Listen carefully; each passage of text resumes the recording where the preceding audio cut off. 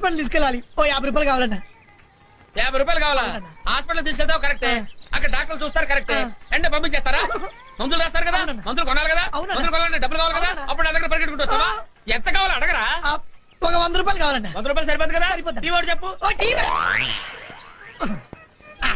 ఇది కాదు.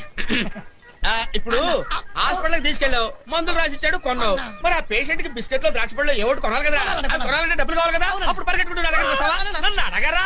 నీ అన్న నేను ఉన్నాను కదరా పిచ్చి వెదవా. ఎంత కావాలరా? అన్న ఒక 200 కావాలన్నా. 200 సరిపోతా? సరిపోతా. 2 సిగరెట్లు తీసుకో. 2 సిగరెట్లు చెప్పాను. ఇంటికి రాగానే మంచం మీద పడుకోబెట్టి కాఫీ టీ ఇస్తే సరిపోతురా? ఏదైనా బలమైన ఆహారం పెట్టాలి కదా, ఓ కిచెన్ లేకపోతే మటన్ పెట్టాలి కదా, దానికి డబ్బులు కావాలి కదా. మరి ఊరికి ఇస్తాడు ఎవరన్నా? ఎంత కావాలో అడగరా తమ్ముడు, నేను ఉన్నాను కదమ్మా, నీకు ఎంత కావాలో అడగరా? మటను చికెను మరి గుడ్లు ఎంత కావాలో చెప్పు. చెప్తాను చెప్పరా?